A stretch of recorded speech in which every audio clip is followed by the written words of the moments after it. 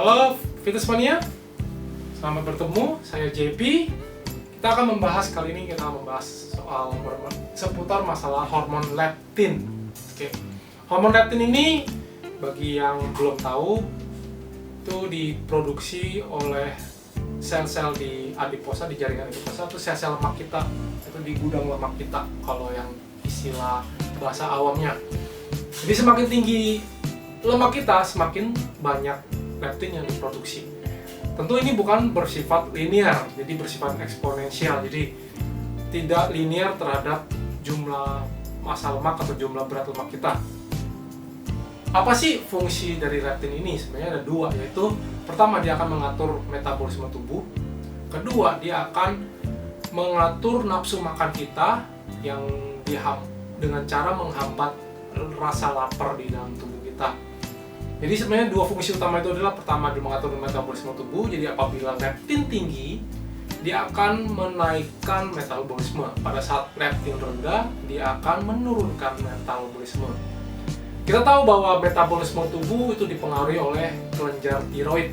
Jadi tiroid dan leptin itu sama-sama berkolaborasi, ya, semacam frenemies. Jadi dia berkolaborasi, saling mempengaruhi. Pada saat leptin tinggi, dia akan mempengaruhi tiroid untuk menaikkan metabolisme tubuh kita. Pada saat leptin rendah, dia akan mempengaruhi tiroid untuk menurunkan metabolisme tubuh. Jadi semacam dia akan saling bersinergis. Kemudian nafsu makan kita dipengaruhi oleh hipotalamus, ya.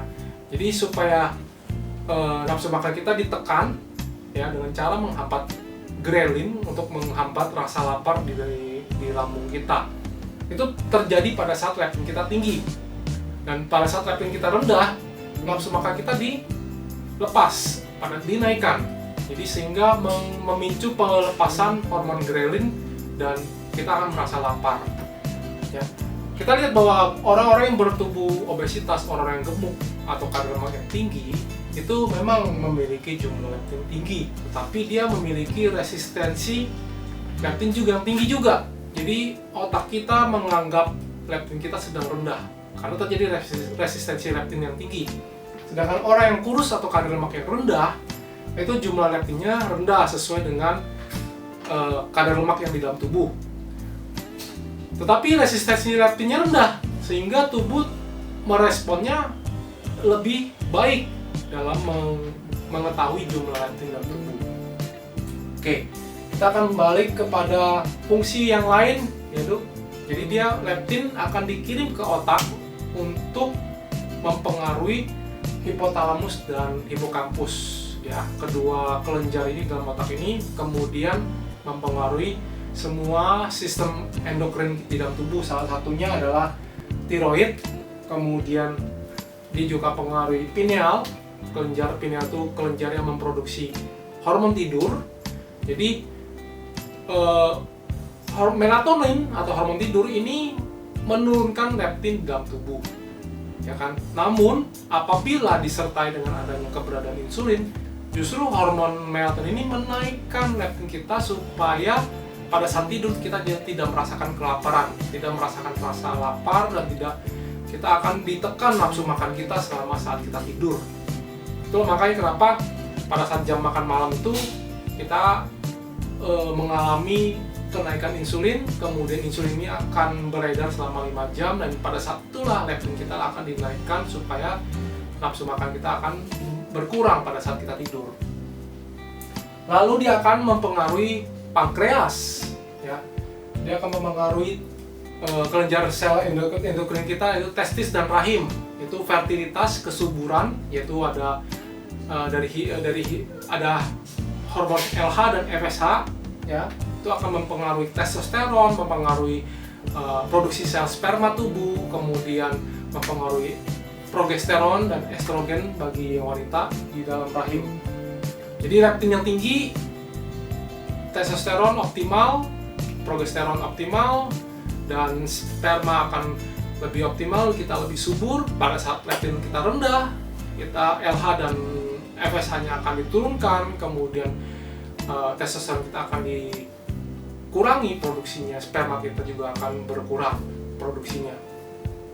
Nah, Kemudian kita akan mengalami penurunan insulin pada saat leptin tinggi, penurunan glukagon, tapi juga akan menaikkan sensitivitas insulin, jadi menurunkan resistensi insulin kita. Nah, pada saat leptin rendah, justru terbalik, kita akan mengalami namanya resistensi insulin yang tinggi. Jadi ini saling berpengaruh terhadap insulin, terhadap tadi grelin, kemudian terhadap fertilitas tubuh, kesuburan tubuh, lalu juga akan menaikkan imunitas sel darah putih.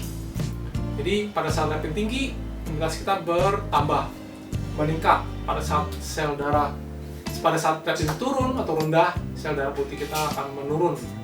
Nah, ini terjadi juga pada orang obesitas, di mana sel darah putih juga akan berkurang karena otak menganggap tubuh sedang kekurangan leptin.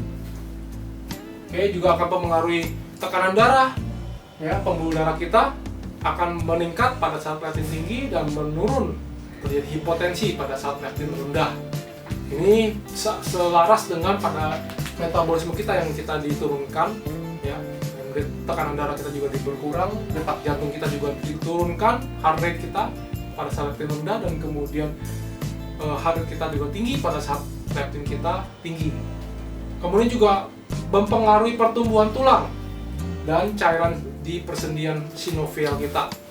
Ya, leptin tinggi akan mengalami pertumbuhan tulang akan membesar karena ini untuk menopang tubuh kita yang lebih berat.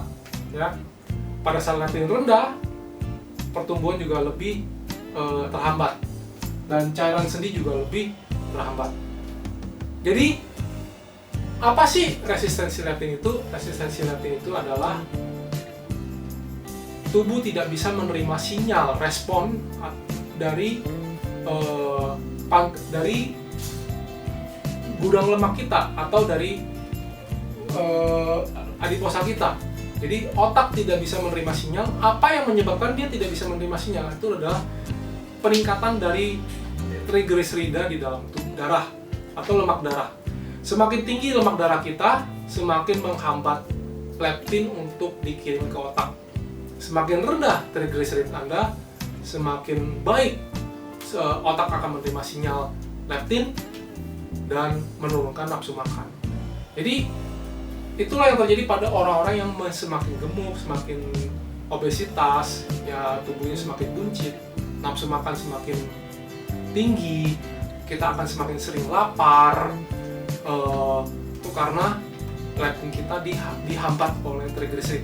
Ya, leptin kita tidak bisa dikirim ke otak, tidak akan bisa sampai kepada hipotalamus dan kelenjar lainnya. Apa sih yang menyebabkan efek penurunan leptin? Pertama, kurang tidur. Jadi tidur yang kurang dari 7 jam akan menurunkan leptin. Kedua, itu adalah gula fruktosa. Gula fruktosa akan menurunkan leptin secara signifikan, termasuk juga dia akan meningkatkan resistensi leptin tersebut, yaitu dengan meningkatkan trigliserid. Ketiga, itu diet defisit kalori. Defisit kalori akan mempengaruhi leptin. Leptin akan semakin berkurang dan kemudian otak akan menerima sinyal bahwa leptin berkurang dan semakin rendah. Jadi seiring waktu kita melakukan diet, leptin kita menurun, akhirnya terjadi namanya craving atau ngidam. Nah, ini ada hubungan dengan leptin kita yang rendah. Orang yang craving, orang yang ngidam saat diet, itu berarti leptin dia rendah. Orang yang mengalami resistensi leptin yang tinggi, indikatornya adalah trigliseridnya tinggi dan obesitas atau kegemukan atau perutnya buncit. Ya. Jadi kita harus atasi dengan cara solusi-solusi yang lebih baik bagaimana kita menaikkan leptin kita dan menurunkan resistensi leptin kita. Pertama yaitu kita harus turunkan trigliserid, ya, kita harus turunkan trigliserid. Kedua, dengan menurunkan insulin, ya. Insulin kita yang beredar dalam tubuh itu akan menambah resistensi insulin juga, dan ini akan memperparah resistensi leptin juga. Ya, semoga ini bermanfaat. Ya, salam cerdas fitness. Saya JP bersama Binaraga Red, kami membangun generasi yang baru yang lebih cerdas, fit, dan tangguh. Di Binaraga Red, kami selalu percaya bahwa setiap orang pasti bisa memiliki tubuh yang ideal dan sehat.